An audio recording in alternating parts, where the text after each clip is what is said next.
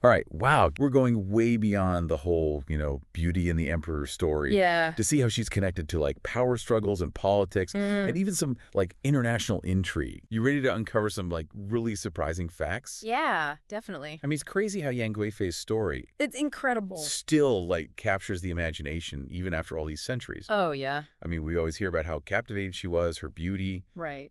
but you found sources that suggest she was way more complex Yeah. than just that. Yeah. Uh-huh. And it's not just historians. You even sent some sources about how the Japanese have woven her into their own legends. Yeah, it's Like, fascinating. there are theories about her escaping to Japan, and there are even people who claim to be her descendants. I mean, talk about a mystery that spans cultures and centuries, right? Really is. But okay, before we get too far ahead of ourselves, Okay. let's start with what we know, Yeah. or at least what we think we know, Right. right? Mm-hmm. About her origins. Okay, yeah.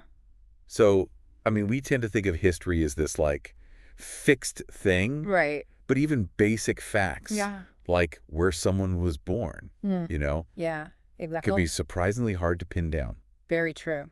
The sources you sent mention Yongle Right. in Shaanxi province as like her ancestral home, Yeah. but where she was actually born is still debated. Yeah, there's a lot of debate about that. And that's before we even get into that steal. Oh, yeah. That claims she was born in Puning County in Rongzhou, Uh-huh.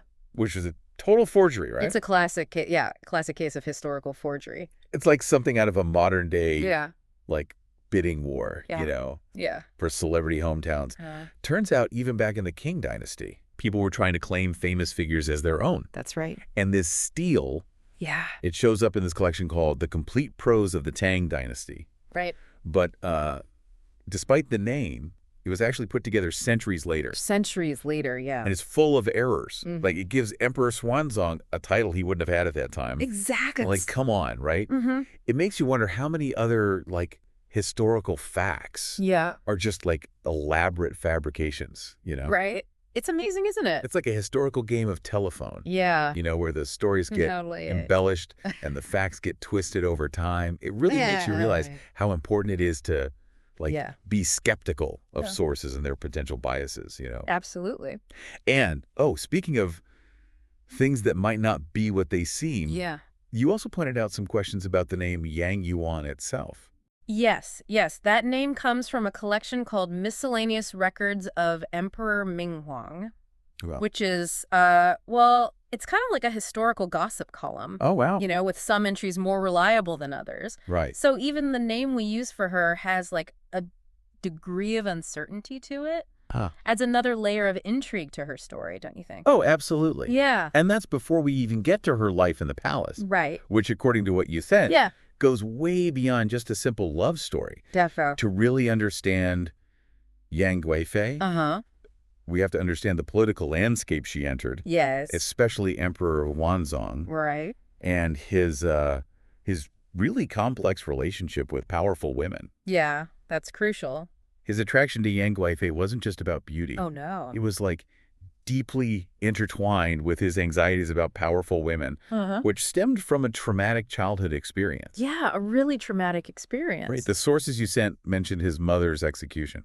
Yeah. Under Empress Wu's. Mm-hmm. Now, for those who don't know, Right. Empress Wu was an incredible figure. Yeah. The only woman to ever rule China in her own right. Amazing. But her rise to power was ruthless. It was. And it clearly left a mark on the young Xuanzong, Oh, who definitely. witnessed his own mother, Uh-huh. Lady Du, fall victim to all that court intrigue. Wow, yeah. Imagine the impact of that experience Oh, I know. on him as a kid. Yeah. It's no wonder he grew up kind of wary of ambitious women. Yeah, it makes sense. This fear shaped his relationships throughout his whole reign, Mm-hmm. from his first wife, Empress Wei, Right. to the ambitious Princess Taiping, Uh-huh. and even later on, consort Wu Husei. Yeah. It seems like he was constantly trying to like balance Yeah. this desire for companionship Mm-hmm. with this deep-seated fear of being controlled or overshadowed. Right. That's really interesting. But wouldn't a powerful woman, Yeah. also be an asset in that kind of like turbulent court? Yeah, you'd think so. Someone to share the burdens of leadership with. Yeah. You know? Right. Good question. Maybe he saw any kind of female ambition as a direct threat, like a reminder of his mother's tragic fate. Yeah, that's possible. And this fear ultimately led him to never appoint another empress. Right. After his wife, Empress Wang, was deposed. Yeah. Which you can imagine created a huge power vacuum. It did, yeah. In the imperial harem. Absolutely. And that is where Yang Guifei enters the picture. Okay, so we've got this powerful emperor with a serious fear of powerful women, an empty empress position, and a whole bunch of ambitious consorts, you know, all vying for influence. And into this, like, volatile mix walks Yang Guifei. Wow, talk about a recipe for drama. I know, right? I'm already sensing some serious drama here. Yeah. But before we get into her rise, you mentioned consort Wu Huifei specifically. It sounds like her ambitions played a key role. They did, yeah. In paving the way for Yang Guifei. Absolutely. Consort Wu Huifei was like everything Xuanzong feared in a woman. Beautiful, talented, but most importantly, ambitious. Yes, very ambitious. She saw that empty empress position and thought, I bet she did. Why not me? Yeah. Hold on, wait. Yeah. So before we even meet Yang Guifei, we have another powerful woman. We do. Aiming for the top spot. That's right. Oh, this is getting good. Yeah. I need to hear more about this consort Wu. Okay. And how she factored into Yang Guifei's entry into the palace. Right. But I guess we'll have to save that. I think so. For the next part of our deep dive. All right. Okay, so last time we left off with consort Wu Huifei. Right. Beautiful, talented, ambitious. She saw the empress position was just sitting there. Yeah. And she really wanted it. Oh, she did. But Emperor Xuanzong, you know, with all those past experiences, those anxieties... Right. He wasn't about to give that much power to any woman. Of course. So, what happened? Right. Did they have some kind of, like, big confrontation? It was more like a strategic move on Xuanzong's part.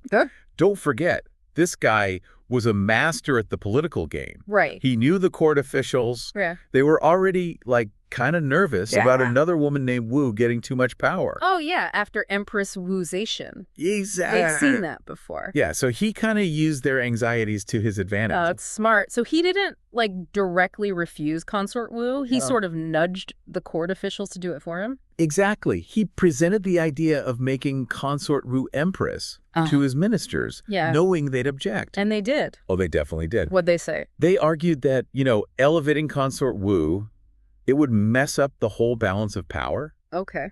And potentially jeopardize the succession of the current crown prince. Yeah, that makes sense. I mean, the court was still recovering from Empress Wuizishan's rule. Right. I bet they were terrified of another woman taking charge. Yeah. Even if it was just through marriage to the emperor. Exactly. So what did consort Wu do when she found out she wasn't going to be empress? She was not happy. Yeah, I bet she wasn't. No, but this actually created the perfect opening for Yang Guifei to enter the scene. Oh, good. While consort Wu was busy trying to get that empress title, yeah, Yang Guifei, who was initially a consort for Xuanzong's son, caught the emperor's eye. Wow, so while consort Wu was playing the political game, Yang Guifei was making her move. In a way, yeah. It's amazing how all these power dynamics were playing out. It is. But what was it about Yang Guifei that got Xuanzong's attention? Right. Was it just her legendary beauty? Well, beauty was definitely a factor. Okay. But, you know, Xuanzong wanted more than just a pretty face. Right. He wanted someone who wouldn't threaten his power. Yeah. Someone who could, like, give him artistic and emotional satisfaction, but wouldn't stir up any political trouble. I'm curious, do the sources say anything about how she presented herself? That's a good question. You know, was she playing into this harmless beauty role? Right. Or was there something more going on? That's a great question. And unfortunately, the sources aren't that detailed on those specifics. Okay. You have to remember, a lot of what was written about Yang Guifei, it was after her death. Right. Influenced by, you know, politics and whether people wanted to make her look good or bad. Yeah. What we do know is that she was known for her grace and her skill in music and dance and just her ability to charm everyone around her. So she had this unique blend of, like, artistry and charisma. Definitely. But was she really just, like, a passive figure? Right. Content with being the emperor's favorite? Or was she more more cunning. Yeah. More ambitious than the stories make her out to be. That's the million-dollar question, isn't it? Yeah. Yeah. And it's one that historians are still arguing about today. Really? Oh, yeah. Some people think she was a master manipulator, skillfully using her position to gain influence behind the scenes. Wow. While others think she was more of a pawn. Okay. Caught in the middle of Xuanzong's paranoia and all the court machinations. So even though she wasn't officially empress, yeah, she still might have had a lot of power. She might have, yeah. That raises an interesting point. Mm-hmm. If Xuanzong was so scared of powerful women, right, what made him fall for Yang Guifei in the first place? Yeah. What was it about her that made her different? That's a great question. From all the other women in his life. Maybe he saw in her what he couldn't find in those more overtly ambitious women at court. Well. Maybe her artistic talents, her captivating presence, they offered him a kind of escape. Escape from what? From the pressures of ruling. Oh, I see. Or maybe, despite his fears, he was drawn to her intelligence, her wit, qualities that, in a different context, he might have really admired. So it's like he was walking this kite rope. Yeah. Between wanting a connection and being terrified of being controlled. That's a good way to put it. And Yang Guifei, at least for a while, seemed like a safe haven for him. It seems that way. But the Tang Dynasty, right, wasn't exactly known for its stability. That's true. And this peace wasn't going to last forever. No. Now, you sent some stuff about the Lushan Rebellion. Yes. Which was a huge deal in Tang history. It was. And it would completely change Yang Guifei's fate. Yes, the Lushan Rebellion. So how did this rebellion affect her story?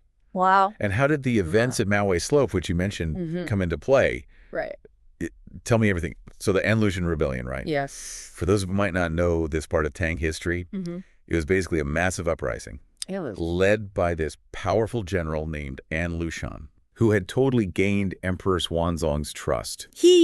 But secretly, he had ambitions to take over. Oh, yeah. He wanted all the power for himself. It lasted for 8 years. A long time. And really, shook the Tang Dynasty to its core. It did. It's like the beginning of its decline. It's often said that the Tang Dynasty, during Xuanzong's reign, was at its peak.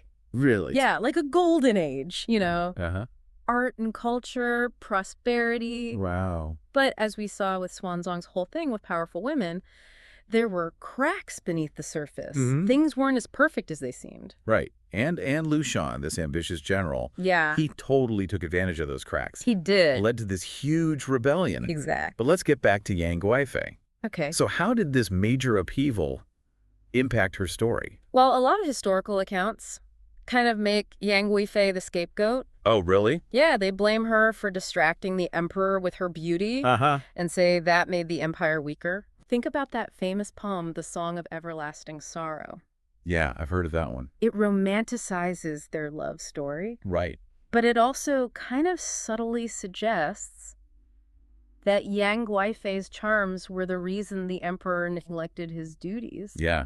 It's like those lines about powder and paint fading in the 6 palaces while the emperor's lost in love, not paying attention to what's going on. Exactly. It's a powerful image, but it's interesting. It is. How we just accept this idea of the beautiful woman as a distraction, the downfall of a powerful man. It makes you wonder if that whole narrative served a political purpose, Like to shift the blame away from the emperor. Maybe. It's a pattern we see a lot in history, don't we? Yeah, totally. The woman is the temptress, the source of weakness. Right. And the man's failures, they're all her fault. Exactly. But from the sources you sent, it seems like blaming Yang Guifei for a whole rebellion is a bit much, right? It is, yeah. There must have been other things going on. Oh, definitely. Other weaknesses that Lushan used to his advantage. Absolutely. Lushan's rebellion, it was fueled by a bunch of things, like political corruption, economic problems, and, of course, his own ambition boiling over. To reduce it all down to a love story doesn't really do justice to how complicated it all was. No, it doesn't. Yang Guifei was just caught in the middle of it all. Right. Like everyone else at court. Exactly. And that brings us to the incident at Mawei Slope. Yes. This is a big one in Yang Guifei's story, right? It really is. It's like the climax of some tragic play. Yeah, it's a pivotal moment for sure, and a really heartbreaking one. Okay, so tell me about it. Well, Lushan's forces, They were getting close to the capital. Oh, no. So Emperor Xuanzong, he fled. He ran away. He took his whole entourage, including Yang Guifei. But during this chaotic escape, the imperial guards, they started to panic. I bet. They were scared for their lives, and they wanted someone to blame. Oh, wow. They demanded that Yang Guifei be executed. They blamed her for the whole rebellion. They did. That seems a little extreme, doesn't it? It does. I mean, even if she had some influence over the emperor, it doesn't seem fair to say she caused a whole military uprising. It's definitely a case of misplaced blame. Yeah. But remember, when things are falling apart, people often look for someone to blame. Right. Especially those in power. And Yang Guifei, as the emperor's favorite, was an easy target. Unfortunately, she was. So what happened? Yeah. Did Xuanzong try to protect her? He was really torn. The sources say he was deeply conflicted. In a match? Caught between his love for Yang Guifei and needing to keep his guards happy to make sure he survived. That's a horrible situation to be in. It is. So he had to choose, basically. Yeah. Did he sacrifice her to save himself? Tragically, he did. Wow. It's a really sad moment in history. Faced with the threat of mutiny, Xuanzong agreed to Yang Guifei's death. Oh, no. She was strangled at Mawei Slope when she was only 38 years old. What a tragic end to her story. It is. But, we talked about those legends earlier. Oh, right. Especially in Japan. That say she might have escaped. Yeah. It's like people couldn't accept that she died. Yeah. So they came up with stories where she lived on. It shows how fascinating she was. Even centuries later, people are still drawn to her. Yeah. And they want to believe she might have survived. So we've talked about a lot today. We have. The mystery around her birth and her name. Her complicated relationship with Xuanzong. Her tragic death during the rebellion. It's a lot to take in. What are some key takeaways for our listeners? I think the biggest one is that history. Like, life is rarely simple. Right. Yang Guifei's story, it's full of nuances, complexities. Yeah. She was more than just a beautiful woman. She was trying to survive in a world of power and ambition and danger. That's true. I think her story also reminds us to question those romanticized narratives that we often hear about the past. Yeah, it's easy to get caught up in It is. And to forget that real people were living these stories. Exactly. It's also a reminder that even people who seem incredibly powerful can be at the mercy of these bigger historical forces. Absolutely. Yang Guifei's life, her death, they were shaped by the political events of her time. Right. She was both a participant and a victim of those forces. It makes her story even more interesting and relevant to us today. Definitely gives us a lot to think about. Maybe someday we'll do a whole deep dive. Oh, yeah. On those Japanese legends. That would be fun. Searching for clues about Yang Guifei's escape. Like a historical treasure hunt. That would be awesome. That would. But for now, we'll leave you all to ponder. Yeah. The mysteries and complexities of Yang Guifei's life and legacy. A life well lived.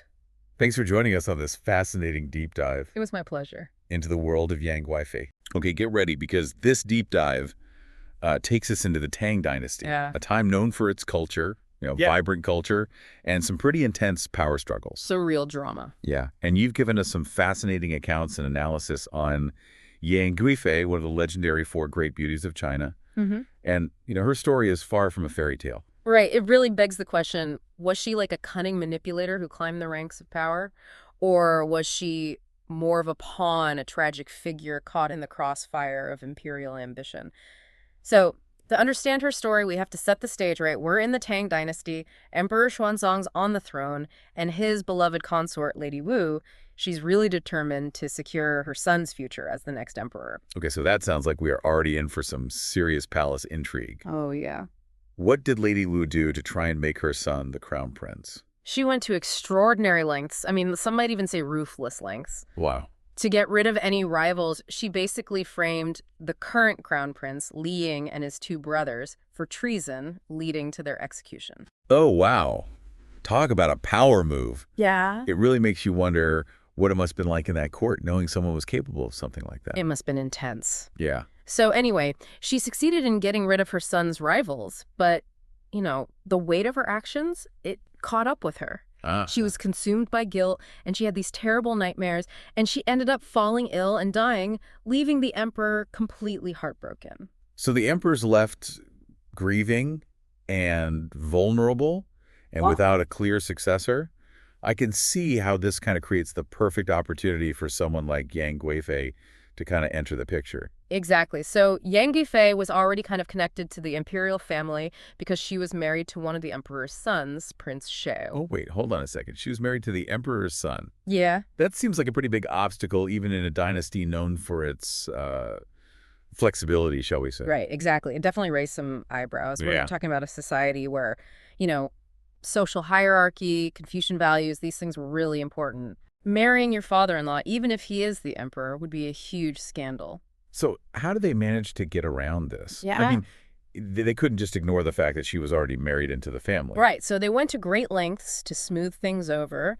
And it's believed that Yang Guifei was sent to a convent for some time to create this separation from her husband. Ah, okay. So essentially, this maneuver was a way to appease any critics and maintain some kind of propriety within the court. Yeah, like a classic case of out of sight, out of mind. Yeah. It's pretty interesting how they were able to reintroduce her as someone suitable for the emperor. Right. Makes you think about all the power dynamics at play. Yeah. Who were some of the people that were orchestrating this plan? Well, one figure who likely played a crucial role was the eunuch Litchi. Okay. He was very powerful in the court, and he was a trusted advisor to the emperor. Mm. It's possible that he saw an opportunity to strengthen his family's position.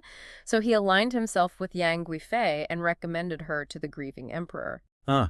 So it's not just about beauty here. It's also about connections and alliances. Exactly. Can you tell me a little bit more about what a eunuch is and why this Litchi would have had so much influence? Sure. So a eunuch is a man who has been castrated, and they often served in roles that required them to be close to the emperor and his family. Oh, wow. And in the Tang Dynasty, eunuchs, they actually had a lot of power. They often acted as advisors, administrators, and even military commanders. Mm-hmm. And they were seen as trustworthy because they couldn't have children, so they were seen as less of a threat to the imperial line. Oh, that makes a lot of sense. Yeah, so in this context, Litchi's support would have been essential for Yang Guifei's rise to power. It sounds like she was really smart and knew how to play the game. Definitely. And, I mean, we are talking about Yang Guifei, one of the 4 great beauties of China, so her beauty definitely played a part. But beauty alone wouldn't have been enough. So it raises the question of how much of her success can be attributed to her own ambition versus the influence of the people around her, like Litchi and maybe even her family members. It's kind of like a nature versus nurture debate, but set in the Tang Dynasty court. Exactly. This is where things start to get really interesting. Yeah, and as we go deeper into her story, we'll learn about her life as the emperor's favorite, the amazing lifestyle she had, and those famous lychees that are synonymous with her story. Okay, I'm definitely all ears about those lychees. Okay, we'll get to that. But first, I want to know more about the 4 great beauties. Sure. Were they all powerful like Yang Guifei? Mm-hmm. And how did they get this legendary status? That's a great question. The 4 great beauties, they're fascinating figures in Chinese history and folklore. And, the beauty was legendary, but their lives and legacies are really diverse. What they all share is this connection to really important moments in Chinese history, and they've had a lasting impact on art and literature. Each of their stories gives us a glimpse into the idea of beauty, power, and fate in ancient China. It sounds like beauty could be both a blessing and a curse. It often was. Can't wait to hear more. Yeah, it's fascinating stuff. We've been talking about Yang Guifei's, rise to power and how she kind of managed to navigate those really complex dynamics of the Tang Dynasty court. But I'm curious about how her relationship with the emperor affected the dynasty itself. Oh, yeah. Did their love story have any political consequences? Well, you can't really separate their relationship from the politics of the time. Right. I mean, we're talking about an empire where the emperor's choices had really big consequences. Yeah. And a lot of historians point to a change in the emperor's focus after he fell for Yang Guifei. Okay. He started to delegate more and more responsibilities to certain officials. Mm-hmm. And some people argue that this actually led to a decline in, the effectiveness of the dynasty's administration. So are we saying that the emperor was basically distracted by love and neglected his duties as a ruler? Well, I think some historians would argue that's a bit of an oversimplification. Mm-hmm. While the emperor's love for Yang Guifei was, undeniable, he was also facing internal power struggles and external threats to the empire. Right. Historical events are rarely caused by just one thing. That's true. It's always complex. Yeah, I guess we need to think about the bigger picture of the Tang Dynasty during this time. Yeah. What were some of the other challenges that the emperor was dealing with besides, his relationship with young Guifei? Well, I mean, the Tang Dynasty was huge with this complicated web of political alliances and, rivalries. Yeah. The emperor had to deal with officials who were, ambitious and wanted power. There were military threats along the borders and economic ups and downs. It was a constant balancing act to try and keep everything stable and prosperous. I can see how someone as influential as Yang Guifei could become kind of a focal point for all of those tensions. Exactly. Especially if her family members started to gain influence. Right. So, for example, Yang Guifei's cousin, Yang Guzong, he became a really powerful minister. And some historians argue that he used his connection to Yang Guifei to, enrich himself and his family, while others say he was a good administrator and that he was kind of unfairly blamed for the dynasty's problems. It sounds like there are conflicting accounts here. And as we said before, it's important to look at things from different perspectives. Exactly. But I want to know more about how Yang Guifei is portrayed in these different accounts. Is she seen as like a schemer? Or is she more of a tragic figure? Well, that's actually one of the most interesting things about Yang Guifei's story. Over the centuries, she's been shown in lots of different ways. It kind of reflects the changing social values and interpretations of history. Some people say she was a really ambitious woman who used her beauty and influence to help her family. Others say that she was a victim of circumstance, caught up in all this political intrigue, and that she ultimately paid the price for the emperor's love. It's like her story becomes this way to explore all these different themes. Love, power, betrayal, fate. Yeah, it's really remarkable how someone from so long ago can still resonate with us in these really complex ways. Yeah, it is. And I think that's what makes studying history so great. We're not just learning about events, we're learning about human stories, human struggles, and these questions about power and how it affects people and whole societies. Speaking of the power of, power, we can't forget about those Litchis. Right. They've become kind of a symbol of Yang Guifei and this lavish lifestyle that she had. Exactly. It said that the emperor had these exotic fruits brought from far away just to make her happy. Yeah, it's a famous story. Can you tell us more about that? Sure. The story of the Litchis really shows how extravagant the Tang Dynasty court was. Yeah. And it also tells us something about the emperor's devotion to Yang Guifei. The most common version of the story suggests that the Litchis were transported all the way from Lingnan, which is modern-day Guangdong and Guangxi provinces, and that was a really long and difficult journey, especially with the limited transportation they had back then. Yeah, that's going the extra mile. Wow. Right. It's like a logistical feat. Totally. But you mentioned before that there are some different ideas about where those Litchis came from. Right. So some historical accounts and even poems by Du Fu, the famous poet, suggest that the Litchis could have come from the Shu region, which is modern-day Sichuan. Oh, okay. And that area was known for its fertile land and, lots of different agricultural products. So it's possible that they were growing a type of lychee there that the imperial court really liked. So is it Lingnan or Sichuan? It's a good question. Yeah. Makes you wonder if these different accounts are just different versions of the story. Right. Or if there's a deeper reason why the origin of the lychees changes. Yeah. It's a really interesting question that makes us think critically about historical sources, and how stories are passed down through time. Right. Maybe both accounts are true. Okay. And the lychees that the emperor and Yang Guifei ate came from both places. Or it could be that the Lingnan story was emphasized because it was more dramatic. Yeah. It emphasizes how far the emperor would go to make his beloved happy. Yeah, it's like a metaphor for history itself. Right. We often get different versions of the same story. Exactly. And it's up to us to kind of figure out what really happened, or at least find the most compelling narrative. And sometimes those different narratives can all exist together. Right. Each one giving us a unique perspective on the past and helping us understand the people and events that shaped our world. That's a really great point. So yeah, the lychee thing is interesting. It is. Yang Guifei's story is much more than just a romantic tale. Oh, absolutely. It's a window into the politics, the society, even the food of the Tang Dynasty. Yeah, definitely. But we know that her story doesn't end with Lushan and palace life. Right. There's a darker chapter ahead, story of rebellion and tragedy. Unfortunately, yes. Yeah. The Lushan Rebellion was a huge uprising that almost brought down the Tang Dynasty. Okay. And it cast a shadow over Yang Guifei's life and eventually led to a very sad ending. But before we get into that, I want to go back to something we talked about earlier about the role of women in the Tang Dynasty. Yeah. Yang Guifei's story is exceptional, but how common was it for a woman to have that kind of influence back then? Yeah, that's a great question. We've been so focused on Yang Guifei's story. Right. That it would be helpful to understand how her experience fits into the broader context of women's lives in the Tang Dynasty. So the Tang Dynasty is often seen a pretty open and progressive time for women compared to other dynasties in China. Women from elite families had more freedom and opportunities for education. Oh, wow. There were even female poets and scholars, and even a female emperor, Wu Zixin. Wow, a female emperor. That's amazing. Yeah, it really challenges our assumptions about gender roles in ancient China.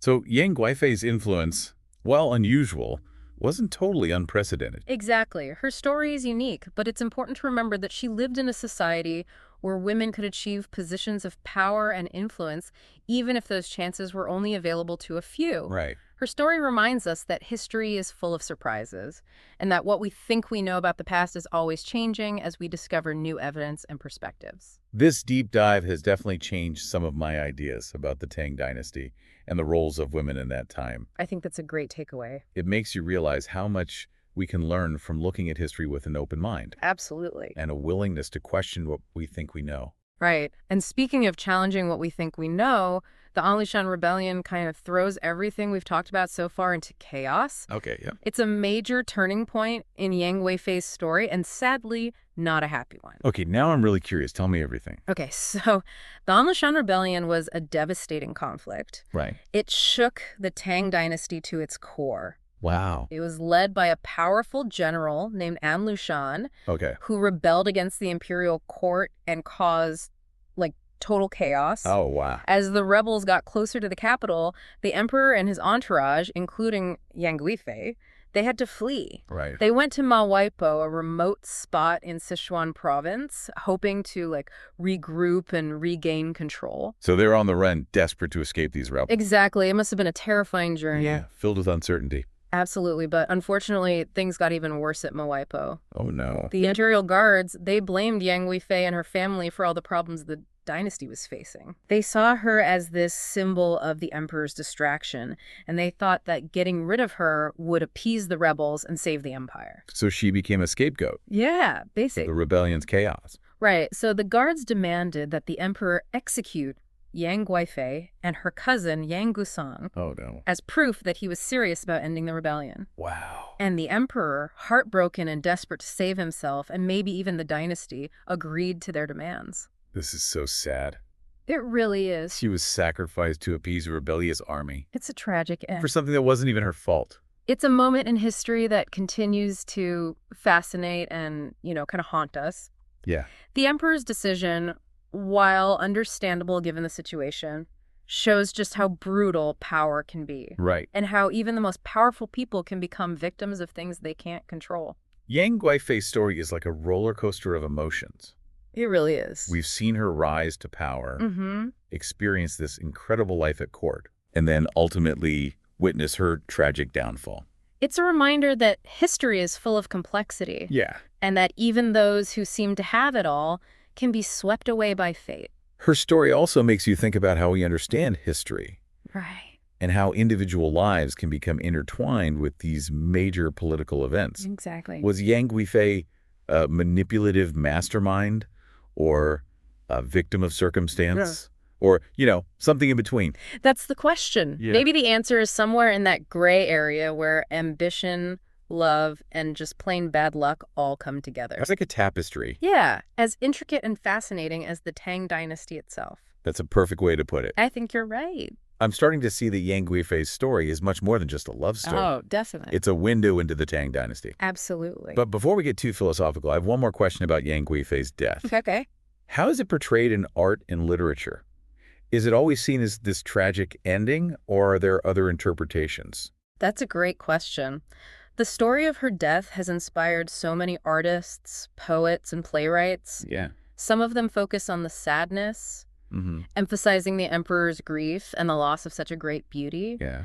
Others look at the political consequences, using her death as a symbol of the dynasty's decline.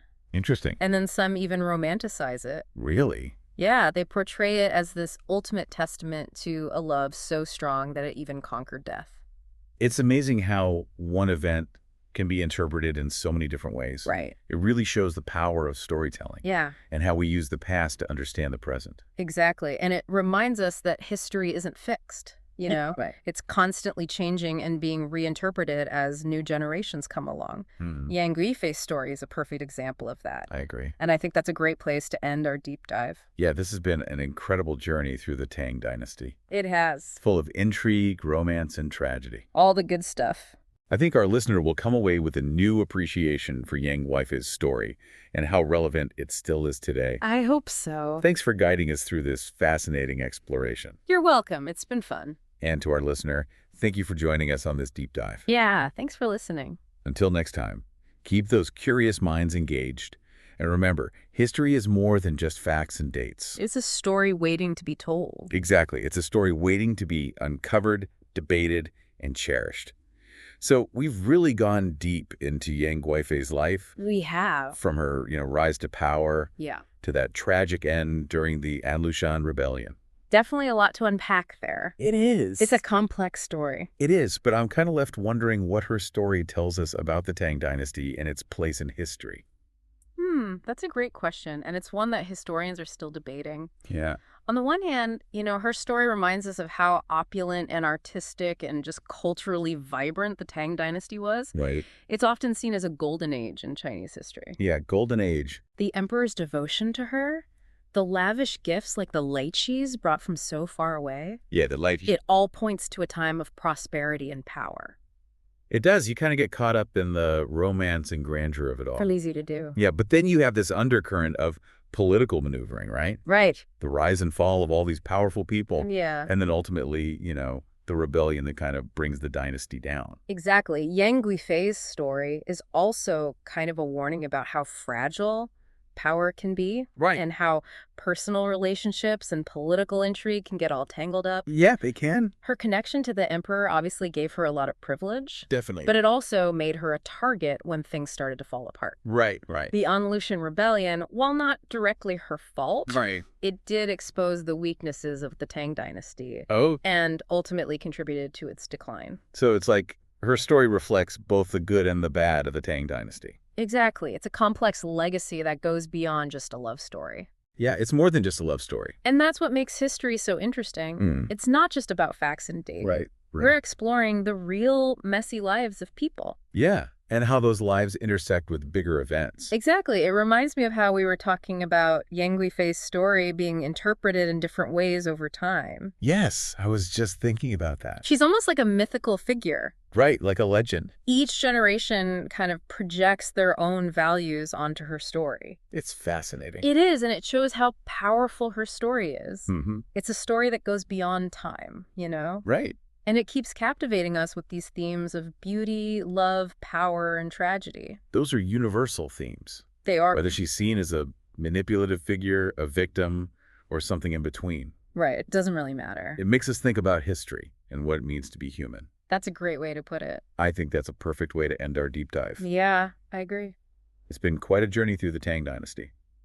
One that's made us question our assumptions, used our imaginations. Absolutely. And left us with a better understanding of this really enigmatic figure. I hope it's inspired you to keep exploring and questioning the past. I know I will. Thanks for taking us on this journey. Of course. It's been my pleasure. And to our listener, thank you for joining us on this deep dive. Thanks for listening. So our mission today is kind of separating fact from fiction using the historical texts we have. Let's see what stands up to scrutiny. Exactly. It's amazing how history and, stories get tangled up over time. Okay, so where should we start? The Litchis. That's always a juicy detail, isn't it? Mm-hmm. Definitely. The big question is, did they come from Bashu, that's modern Sichuan, or all the way from Lingnan? Lingnan being Guangdong, parts of northern Vietnam. Much further away. Much further. But the evidence from people actually living then, it points pretty strongly towards Lingnan. Really? Who said that? Well, you have figures like Bao Fang and the famous poet Du Fu. They both wrote about lichis coming from the South Sea. And South Sea meant Lingnan back then. Consistently, yes. And these are contemporary accounts, which makes them, really valuable. It's not like later interpretation. That's interesting. So people arguing for Bashu came later? Generally, yes. Often after the Song Dynasty. Okay, that makes sense. Stick with the people who were actually there. But Lingnan, that's a long way for fresh fruit. It is. But there's a precedent, which is fascinating. Oh. Yeah, back in the Eastern Han Dynasty, centuries before Yang Guifei, the Book of the Later Han mentions transporting longins and lichis from Nanhai. Which included northern Vietnam. Right.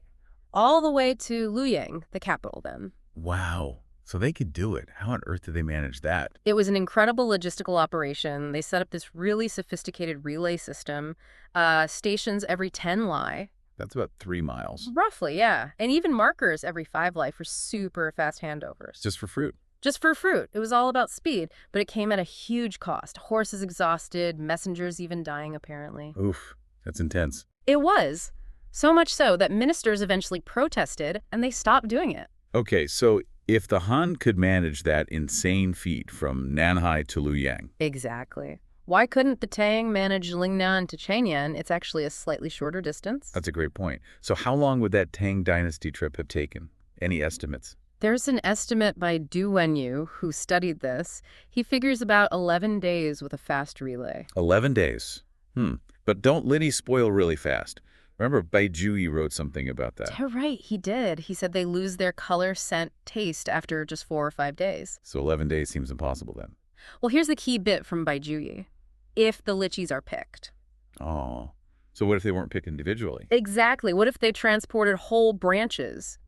Or maybe even, small trees in pots. Like bonsai lichis. Is there evidence for that? Well, not directly from the Tang for lichis specifically, but we see similar things later. In the Song Dynasty, they definitely dug up young lychee trees, put them in vats, and shipped them. Potted lychee trees. Basically, yeah. And even Emperor Qianlong in the Qing Dynasty had whole trunks with lychees still attached brought to Beijing. Okay, so the method was possible, even if we don't have a Tang record explicitly saying they shipped lychee trees. Precisely. And we know Tang records aren't complete. Absence of evidence isn't evidence of absence, right? Good point.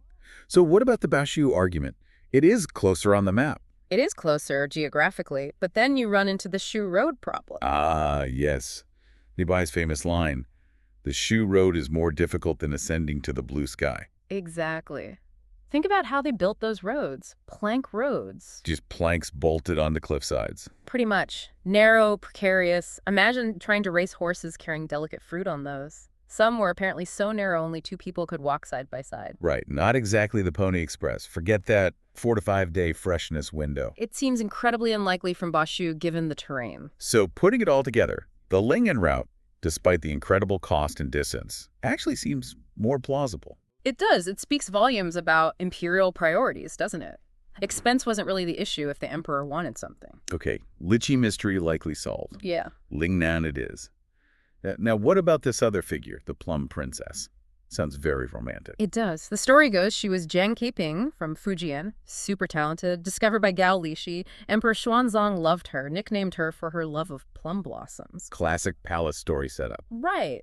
But then Yang Guifei arrives, Plum Princess falls from favor, there's a supposed secret meeting later in Luoyang, and she meets a tragic end during the Anshi rebellion. It's got everything. Drama, romance, tragedy. But is any of it true? Well, this is where it gets interesting. You look at the actual Tang Dynasty records, contemporary sources, nothing. Zero mention of a Plum Princess or a Jiang Keiping. Really? Absolutely nothing. For someone supposedly so high in the emperor's favor. Not a peep.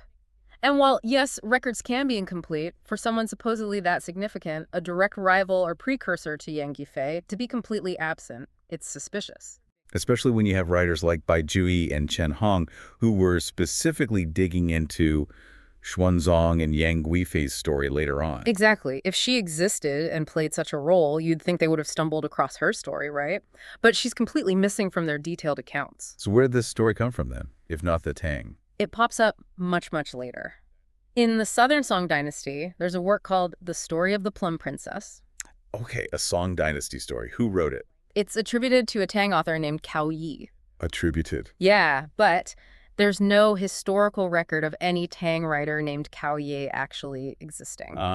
So the attribution itself is likely fake. It seems very probable. It's like finding a fantastic story, but the foundations are just shaky. The Plum Princess feels very much like that. Okay, a likely fictional source. Are there other problems within that Song Dynasty story itself? Internal inconsistencies? Oh, yes. Several. First, the story says Gao Lixi went on a mission to Fujian and found her there. No record exists of Gao Lixi ever being sent on any such mission to that region, the Min region. Okay, what else? The biggest one is probably the timeline of that alleged secret meeting in Luoyang after Yang Guifei was already favored. What's wrong with the timing? Okay, so Yang Guifei enters the palace around the 28th year of Kaiyuan, becomes Guifei later in Tianbao, but before that, in the 24th year of Kaiyuan. Which is 736 AD. Right. Emperor Xuanzong made a very public declaration. He said, basically, thanks to improvements in canal transport, he didn't need to keep going back and forth to Luoyang anymore. And he announced he would never go east to Luoyang again. He vowed not to go back.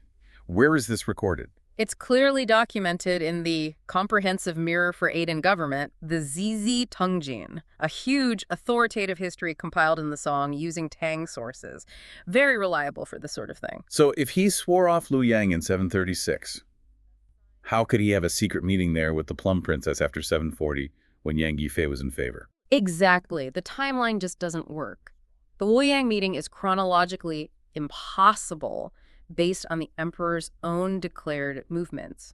And you mentioned Yang Yuan wasn't even Guifei yet at the time of this supposed meeting anyway. Correct. She wasn't yet an imperial concubine at that specific point mentioned in the story. It all points one way. Okay, so no contemporary evidence, a likely fake author for the song story, unsupported details like Gao Lixi's trip, and a timeline that completely clashes with historical records. It strongly suggests the Plum Princess is, well, a fictional character, probably cooked up in the Song Dynasty. Fascinating. So the dramatic rivalry, just later embellishment.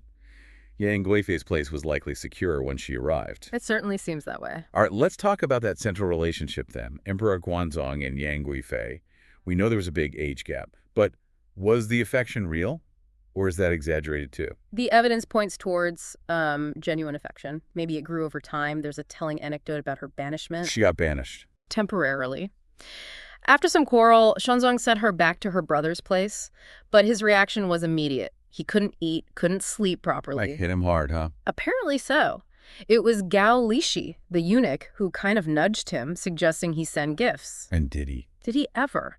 Something like 200 carts packed with palace treasures and food were sent over to her. 200 carts? Wow, that's quite a gesture. It's extravagant, right? It shows the scale of imperial life, but also perhaps the depth of his feeling.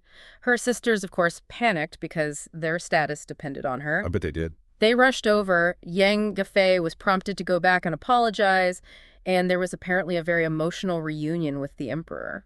So it wasn't just about favor. It seems like a real, if complex, human connection. It paints that picture, yes, despite the imperial setting and all the power dynamics. But then, how do you square that deep affection with what happened at Mawei, where she was ultimately killed with his, well, consent? That's the tragic collision of personal feeling and political reality, isn't it? At Mawei, the army mutinied. They blamed Yang Guifei and her family for the Anshi rebellion's disasters. They demanded her death. Yes.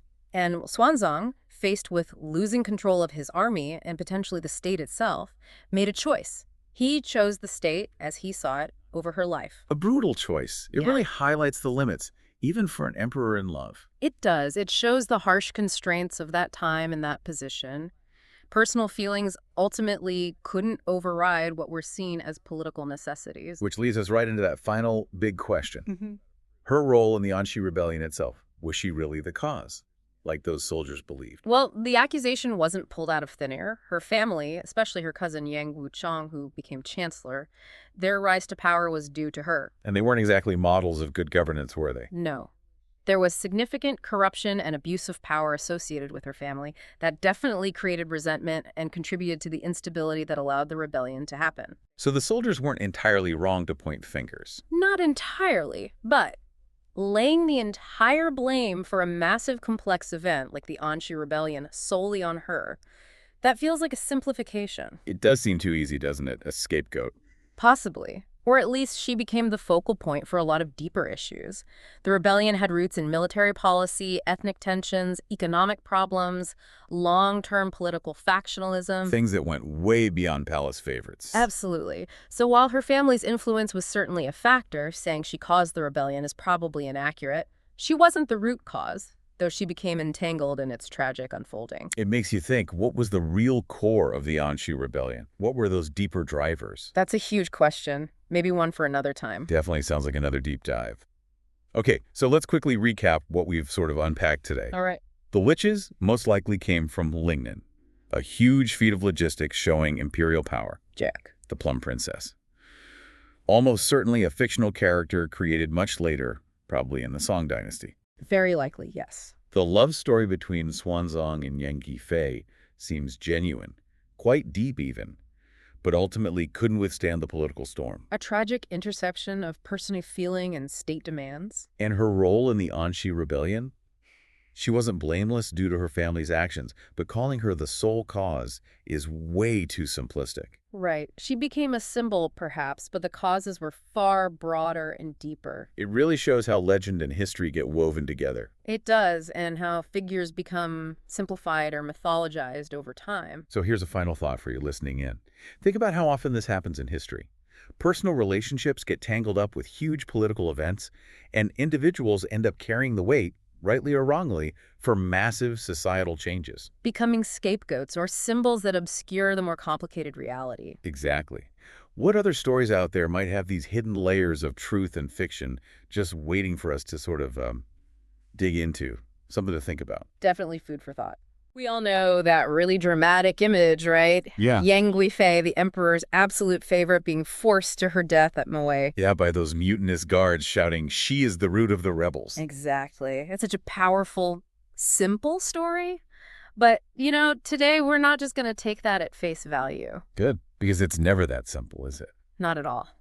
Our mission here is to dig a bit deeper, look past the, let's be honest, convenient scapegoat, and really try to uncover the surprising structural failures that truly set the stage for the Anshi rebellion. It's going to be interesting. Yeah, get ready, because the real story is much more complex and, frankly, way more illuminating. It really is fascinating how history often just boils these incredibly intricate events down to one single dramatic cause. Totally. And the guards' accusation that Zabin Shengzai, I mean, in that moment, that absolutely sealed Yang Guifei's fate, no question. Right. But if we really step back, connect the dots to the bigger picture, we can see the seeds of this massive rebellion were sown, well, long before. How so?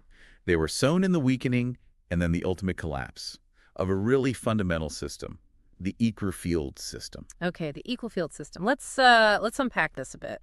This was sort of a way to give out land to farmers, right? Exactly.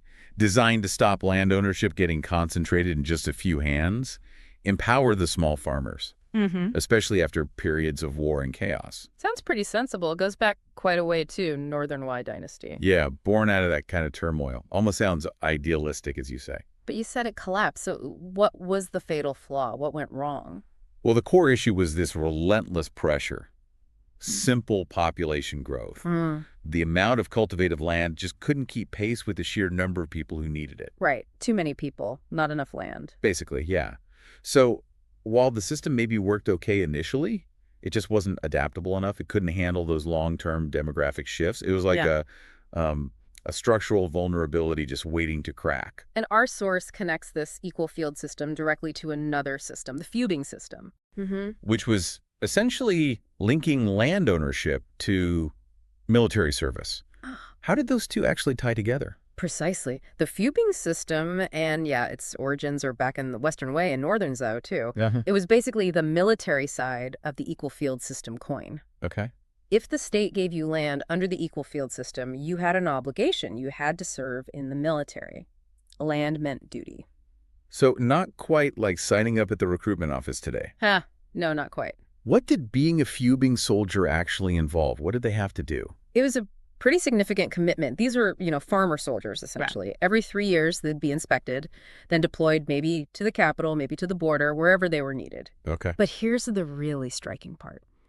They had to be totally self-sufficient. Meaning? Meaning they had to provide their own armor, their own weapons, their own horses, even their own food for the journey. Wow.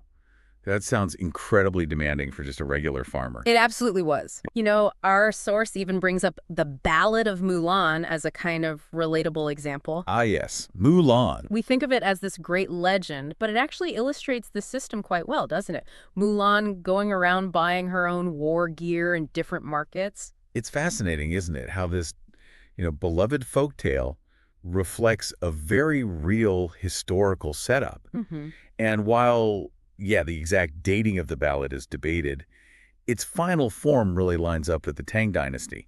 Tang Changru confirmed that. Okay. And Mulan buying her own kit. That perfectly shows that self-provisioning part of the fubing system. Right. Okay. So the land system starts to wobble, land gets scarce. Yeah. But people are still on the hook for military service and taxes under this fubing system. That sounds like a recipe for disaster. Absolutely unsustainable. As the equal field system weakened, loads of farmers lost their land. But guess what? Their obligations to the state didn't change. Ouch. And this led to a really significant problem during Emperor Xuanzong's reign. The rise of Futahu, fugitive household. People just running away. Literally fleeing, trying to escape these impossible burdens. And the estimates, some suggest it could have been as much as 1/5, maybe even 1/6 of the entire population. 1/5 of the population just vanishing from the records. Think about that. Just gone. Imagine the massive drain on the state's resources, on stability. Yeah, I can imagine. And that must have had a huge knock-on effect on the military as well, right? Precisely. The whole fubing system relied on land being distributed relatively fairly. But as that gap between the rich and the poor just got wider and wider, well, the wealthy didn't want to serve and the poor couldn't afford to serve, even if they wanted to. Because they needed their own gear. Exactly. So you end up with this critical shortage of military manpower. The system was just fundamentally broken by the economic shifts. Now, our source mentions there was a missed opportunity here, a potential fix, something about shifting taxes, from taxing people to taxing property. Yeah, that was a potential path. It seems logical to us now, right? Definitely. Tax the land, not the person. So why didn't it happen? Well, this is where you hit the political realities. Emperor Xuanzong's power base was, very closely tied to the landlord class, taxing their property. That would have directly hit their wealth, their influence. It would have helped the common people, sure, but the powerful landlords weren't having any of it. Unsurprisingly, no. They resisted it fiercely. And Emperor Xuanzong himself, especially during those really prosperous years, the Kaiyuan and Tianbao eras, maybe he just didn't see an urgent need to rock the boat. Right. Things seemed good on the surface. Exactly. But that short-sightedness, well, it had huge long-term consequences. So, okay, the traditional military system, the fubing, is basically collapsing. Falling apart. Yet, Emperor Xuanzong in his later years seems to get more involved in external wars. Yeah. Going against earlier advice, like from Yao Chong, who said, don't go looking for fights on the border. Yeah, what's interesting there is this shift in Xuanzong's own approach. He started ignoring that earlier, probably wiser advice from Yao Chong. Which meant increased military spending, more pressure on the already strained fubing system, and it created this pressing need for a different kind of military force to, support his ambitions. Which led to professional soldiers. Exactly. The rise of the professionals, the Chongzhangjian heir, soldiers paid directly by the state. Okay. And this started small in one region, Guangzhou. Yeah, Zhang Yu kicked off that reform there, but then Li Linfu rolled it out nationwide. Now, on the face of it, paid soldiers sounds like a more reliable force, maybe. What was the downside? What was the catch? The crucial consequence, the big catch, was where these professional soldiers were deployed. Okay. To handle all those border wars, the vast majority, we're talking over 500,000, maybe 540,000, 580,000 out of around 600,000 total. Wow. Nearly all of them. Yeah, nearly all of them were placed under the command of just 10 military governors out on the frontiers. Ah, I see where this is going. This dramatically shifted the balance of power away from the central government in Chang'an. Our source really emphasizes this loss of central control, contrasting it with like an earlier principle under Yuan Tai of keeping the interior strong and the borders weaker. Exactly. That whole principle got flipped on its head.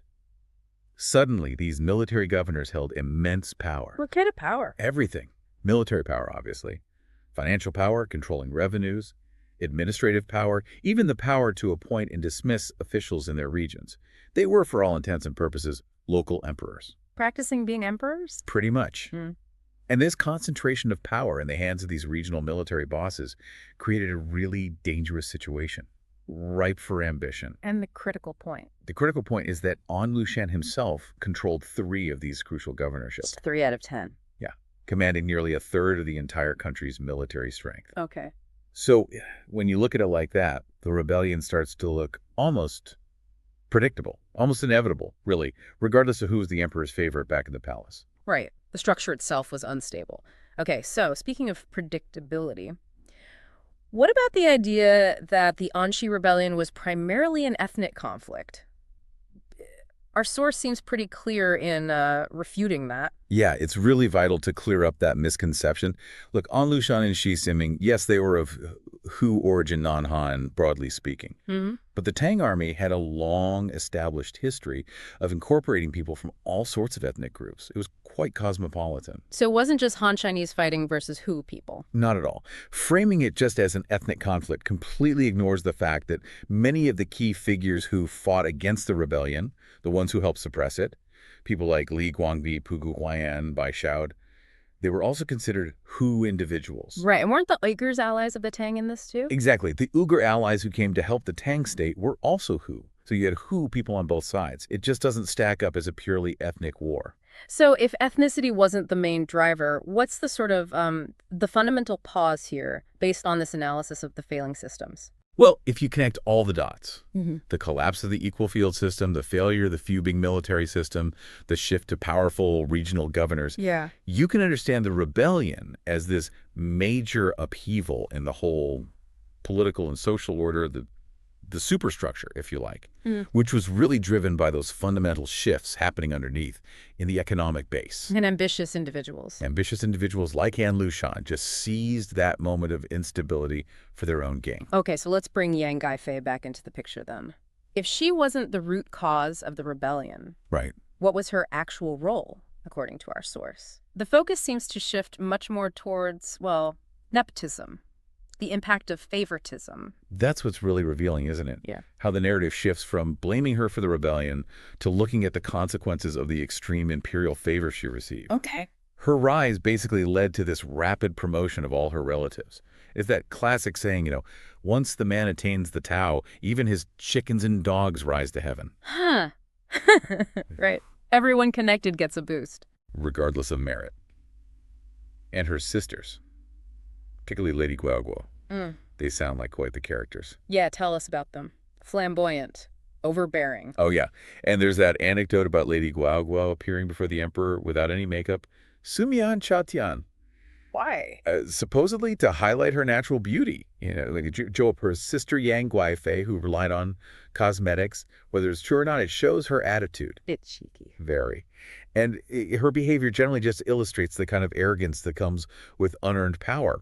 She was involved in selling official positions, arranging marriages for profit. Wow. Apparently, she was so incredibly wealthy, she didn't even care if she dropped expensive jewelry in the street. Just total indifference. That kind of thing breeds resentment. I can imagine. And then there's Yang Guozong, her cousin. Yes, Yang Guifei's second cousin, technically. The gambler from Chengdu who somehow ends up as a top minister. Right. He starts as this gambler in Chengdu, makes his way to Chengdu, just sort of curry favor. And Lady Guoguo helps him out. Seems like it. Our source mentions her urging him to go and thank the emperor personally after he got appointed as a vice minister. That was his foot in the door, really, his big break. It really highlights that whole interconnected web of influence, doesn't it? Totally. Yang Guozong's background, his incredibly swift rise purely through imperial favor, it just underscores how personal connections were completely eclipsing actual competence at court. Even his gambling skills supposedly impressed the emperor, being seen as a generous gambler. Yeah, Hodu Zilong. It tells you something about the kind of personality he's gaining influence, doesn't it? Maybe Xuanzong liked that boldness. Now, our source suggests something interesting, that Emperor Xuanzong's own political strategy actually helped Yang Guozong rise, this idea of maintaining balance in court. Yes, this is a really critical insight into Xuanzong's whole political style. He'd been doing it for years. How did it work? He'd strategically support different competing factions. Like, early on, it was the literary group versus the financial management group. Later, it was Li Linfu's faction versus the imperial relatives, like Yang Guifei's family. So he played them off against each other? Exactly. To preserve his own authority, keep anyone else from getting too powerful. So, backing Yang Guosong was just the latest move in this long game.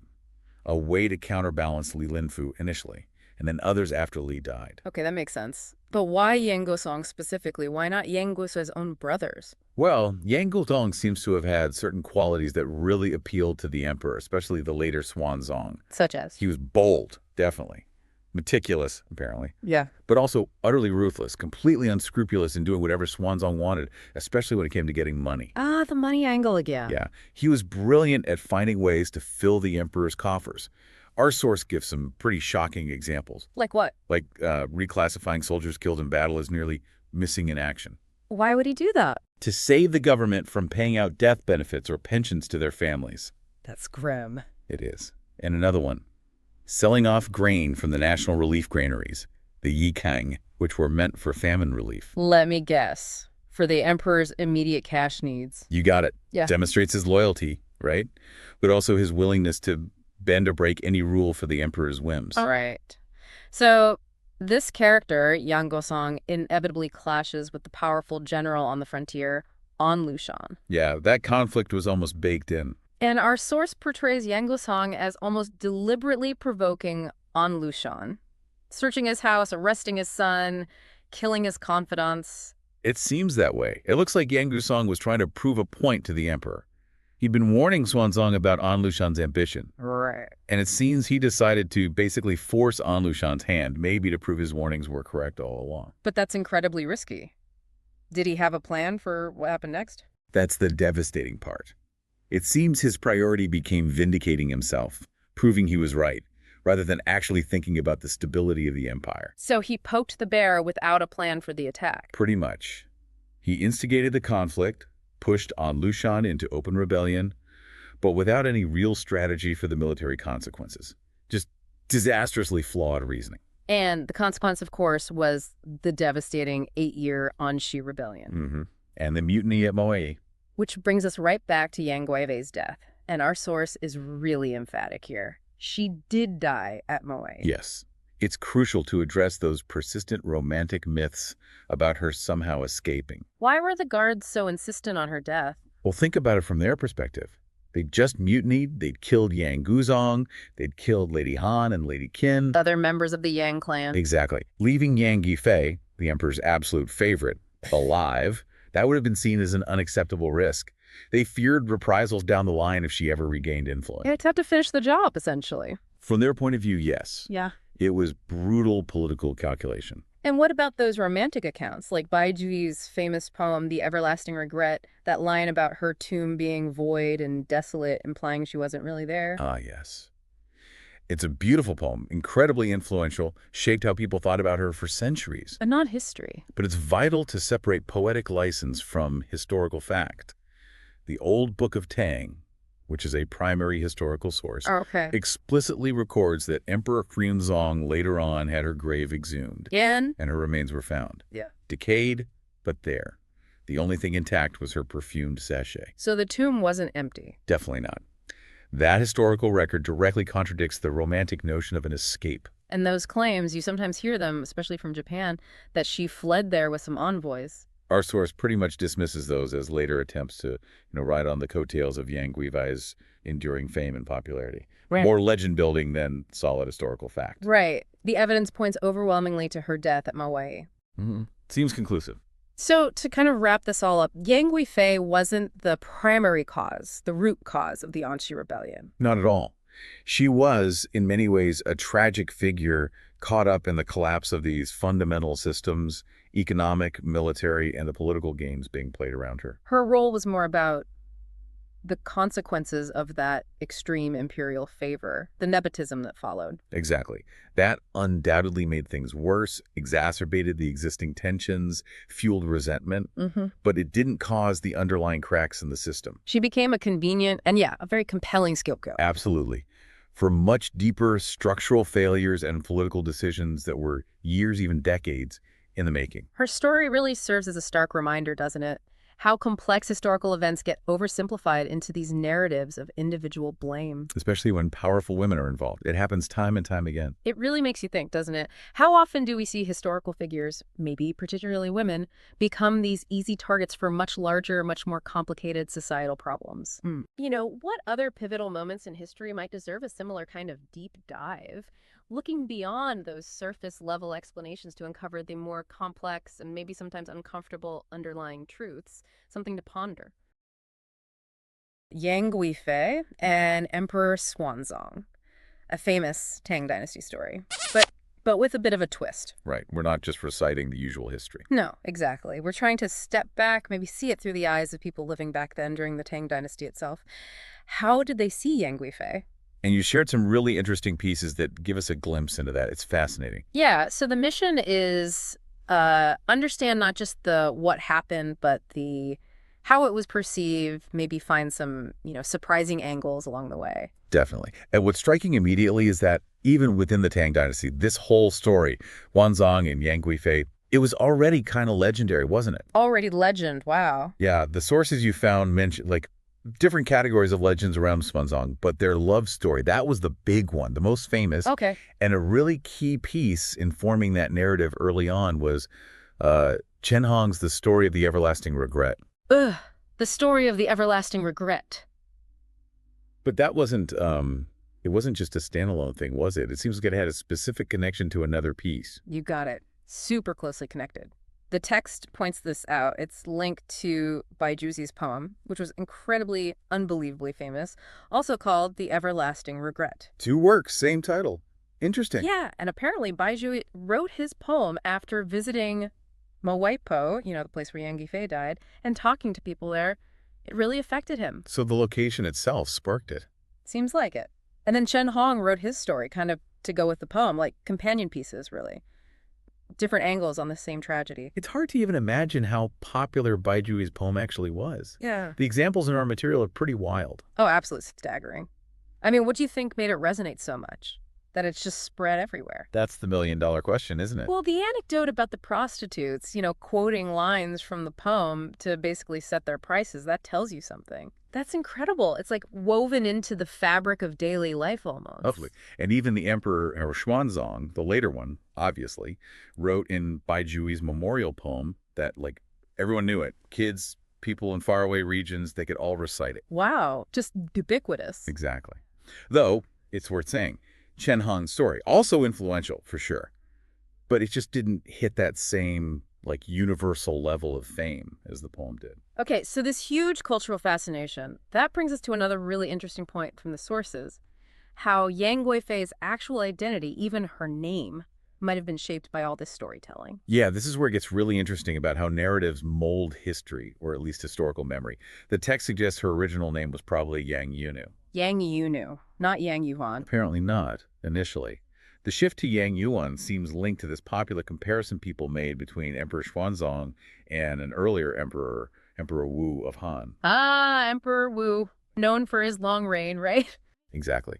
And there was this legend about Emperor Wu and a figure called Lady Shanghuan, whose other name was Ah Huan. Ah Huan. Yu Huan. I see where this is going. Right. It looks like people sort of conflated Yang Yunu with Ah Huan because of the Emperor Wu comparison, and eventually Yang Yuan just stuck. So the legend itself actually changed her name in popular memory. It seems like it. It really shows how these historical parallels and stories aren't just passive things. They actively reshape how people are remembered. Okay, now let's tackle the big one. The idea that Yang Guifei caused the downfall brought disaster to the country. That's the common story. But our material paints a slightly different picture, doesn't it? It really does. It offers a more nuanced view. The argument presented is that she wasn't actually very politically active. The text even uses the term petty woman in that context, meaning not engaged in state affairs. So not a political mastermind pulling strings. Probably not. The idea is more that maybe her playful nature, her desires, might have sort of amplified Emperor Xuanzong's own tendencies towards extravagance or arrogance. Amplified them. Okay. Yeah. And the Litchi courier example is just perfect, isn't it?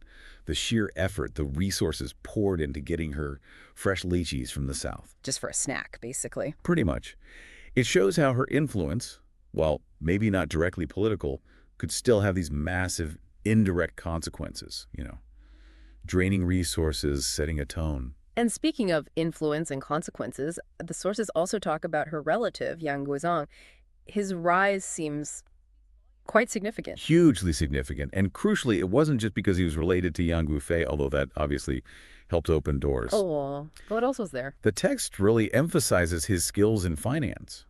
Apparently, he was really good at finding ways to fill the emperor's private treasury. The money angle. Exactly. And he did it without having to officially raise taxes, which would have been a really unpopular political move. Clever, but maybe burdensome in other ways for people. Potentially, yes. The text sort of hints at that. Yeah. But for Emperor Xuanzong, this financial pipeline was key. It let him fund his big ambitions, especially territorial expansion. Right, and that expansion, as the text points out, had its own set of, well, destabilizing effects. Oh, definitely. Pushing the borders out meant relying on these really powerful military governors in the frontier zones, people like Lushan. Lushan, yeah, a key figure. And the material points out this built-in tension.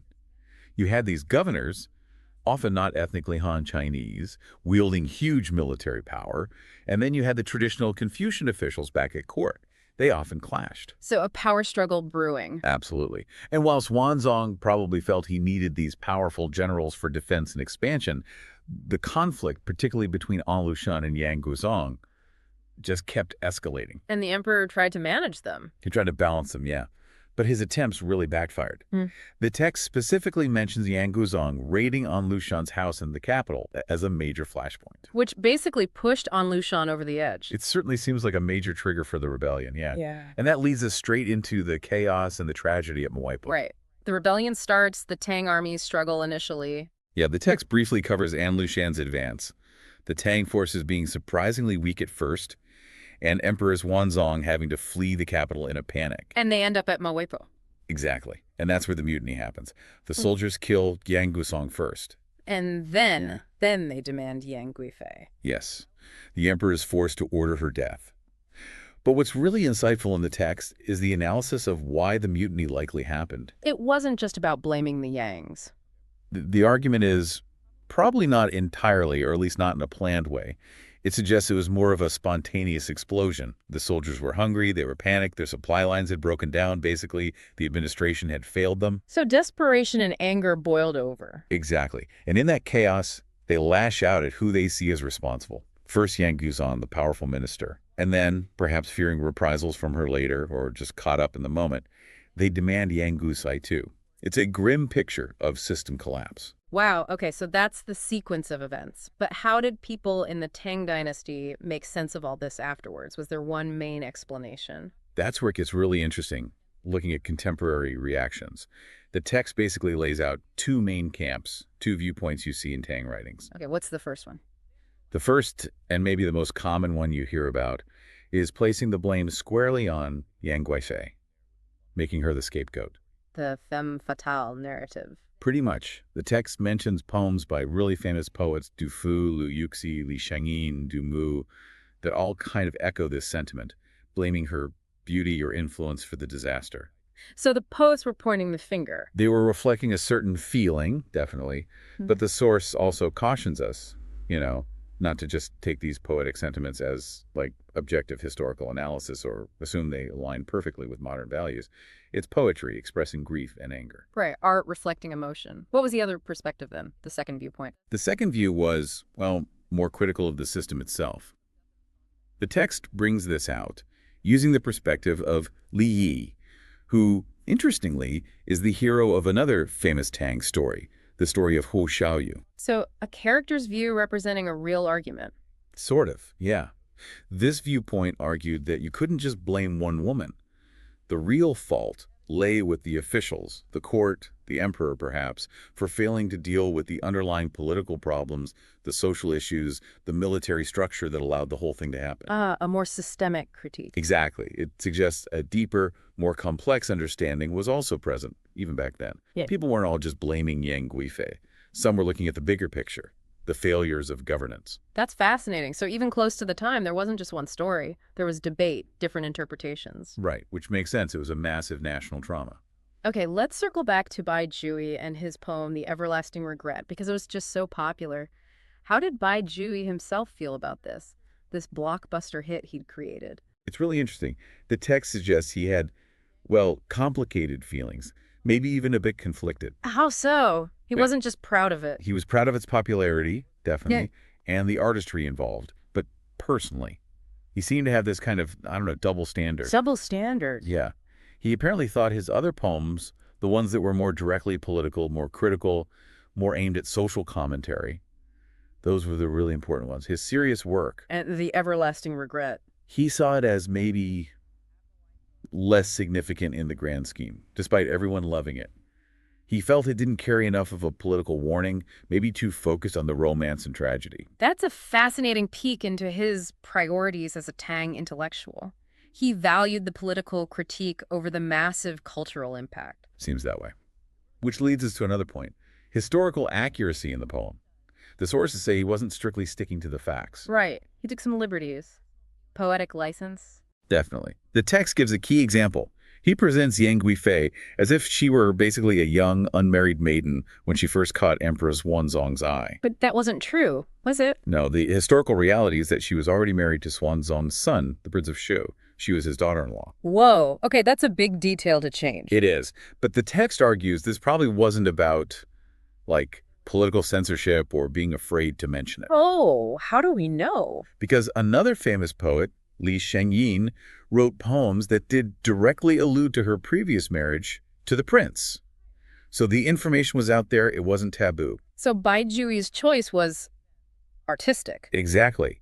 It suggests he deliberately changed it to make the love story seem more pure, more romantic, more emotionally affecting. He prioritized the sentimental impact over the messy historical facts. Interesting. Sacrificing accuracy for emotional punch. So how did Chen Hong, the author of the companion story, approach these same events? Did he also bend the facts? Well, according to the text, Chen Hong was seen as having a more serious temperament, more focused on morality and perhaps historical truth. So his story of the everlasting regret was different. Yes. It's described as more fact-based, relatively speaking. He included details that Bai Juyi skipped over. Like what?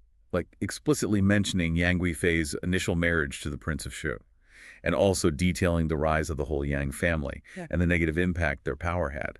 Bai Juyi's poem kind of glosses over that political dimension. So Chen Hong gives more context, more of the political background. Exactly. The text even mentions a scholar, beyond Xuan, who apparently made a table comparing the two works, highlighting these very differences in what they included or emphasized. A comparative table. Okay. So Chen Hong is trying to be more historical, maybe more critical. What was his goal then in writing this story to go alongside Bai Juyi's poem? Chen Hong saw Bai Juyi's poem, yes, as a lament, but also as something more. He saw it as a potential warning, a cautionary tale. A warning about what? About the dangers of obsession, particularly an emperor's obsession with beauty. He felt the story could serve to, as the text puts it, block the path that causes chaos. Basically, a moral lesson for the future. So he saw a satirical or didactic edge in Bai Juyi's work that maybe even Bai Juyi himself downplayed. It seems that way. Chen Hong wanted readers to look past just the romance and see the underlying political and ethical warnings. He leaned into the cautionary aspect. Okay, so we have the poem focusing on emotion, maybe simplifying history for impact, and the story adding historical detail, political context, and a stronger moral warning. Precisely. And despite these differences in focus, maybe even in values, the text concludes that together these two works were absolutely crucial. Crucial in what way? In cementing the narrative. They complemented each other, creating this rich, layered, and incredibly enduring story of Emperor Xuanzong and Yang Guifei that resonated deeply within the Tang Dynasty and, well, ever since. So stepping back, what does all this tell us? Trying to see this through Tang Dynasty eyes really changes things, doesn't it? It absolutely does. It's not just a simple story of a beautiful woman and an emperor's downfall. No, it's so much more complex. You see the political tensions, the way society viewed women's roles or lack thereof in politics, and just the immense power of stories themselves to shape how history is remembered. And you see how immediate, almost mundane things like an army being hungry and panicked can trigger enormous historical events like the mutiny at Mawei Station. It wasn't necessarily some grand conspiracy. Right. And the fact that even in these hugely popular narratives, like Bai Juyi's poem, telling a good story, creating that emotional connection, could be more important than sticking strictly to the facts. Artistic license won out. It really reveals how many layers there are to interpreting historical figures and events. Even centuries later, we're still peeling them back, finding new perspectives. So thinking about how people back then saw it all, what really stands out to you? Is it that split between blaming Yang Guifei versus blaming the officials? That's definitely striking. That debate was happening even then.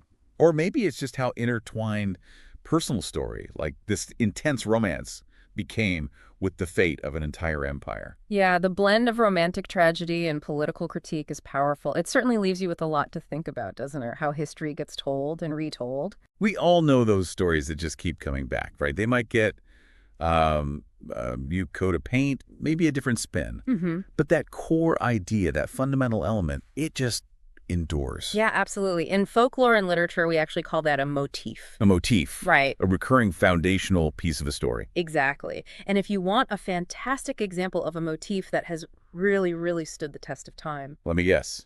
Yang Guifei. You got it. The captivating and often tragic story of Emperor Xuanzong and his beloved Yang Guifei. It's such a powerful one.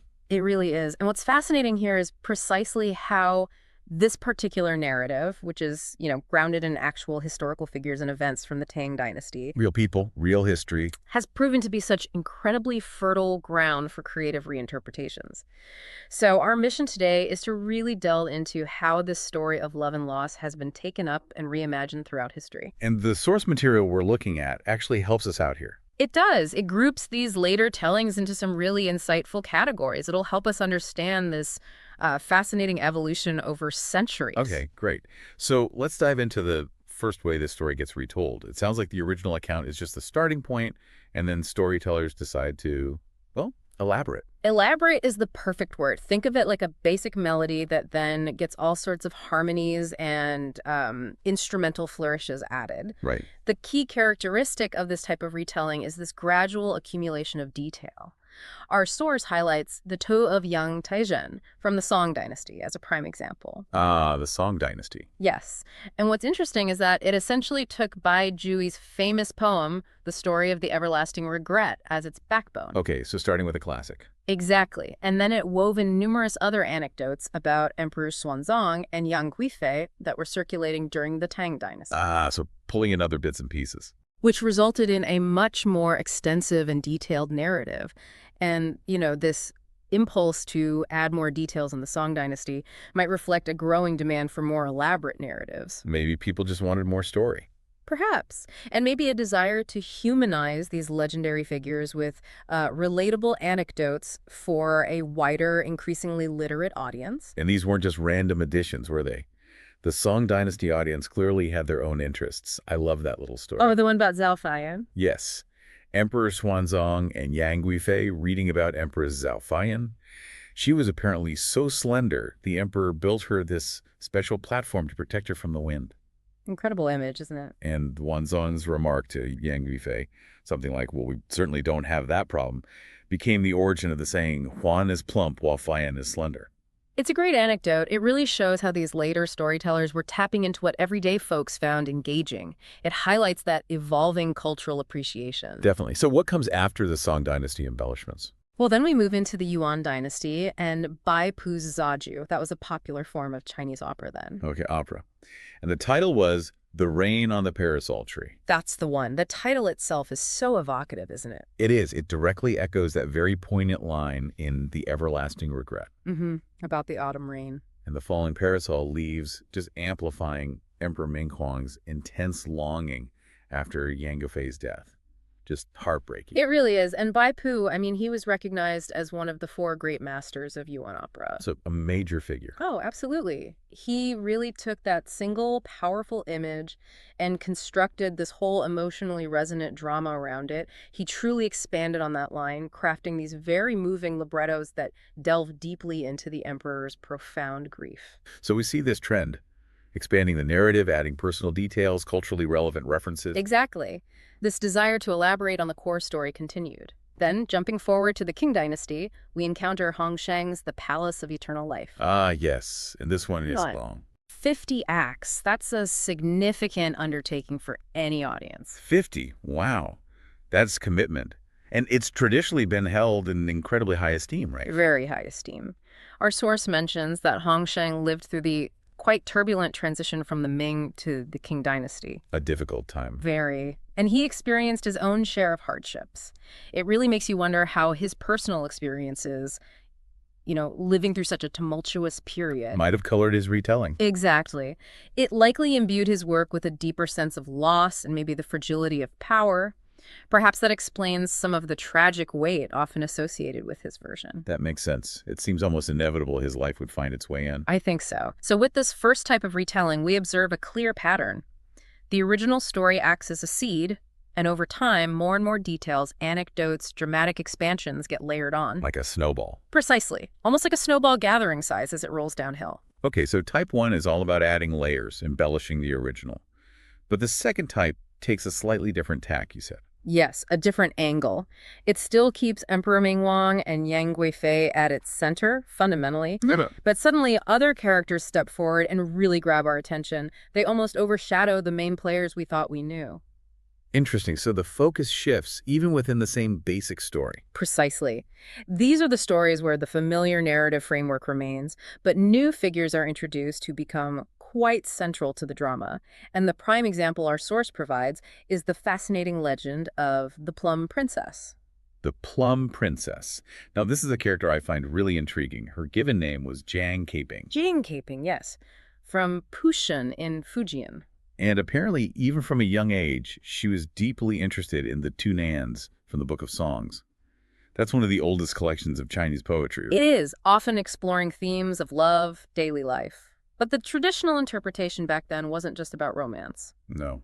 What else? Well, those specific poems, the Tunans, were often seen as relating to the virtues of empresses and concubines. Ah, okay. So right from the beginning, we get this sense of her being portrayed as someone of high moral character. Exactly. That early interest really establishes this image of Jiang Caping as someone embodying traditional feminine virtues, at least according to the prevailing interpretations of the time. And how does she end up at court? Well, Litchi, a very influential court eunuch, selects her and presents her to Emperor Xuanzong. And the emperor is impressed. Immediately captivated.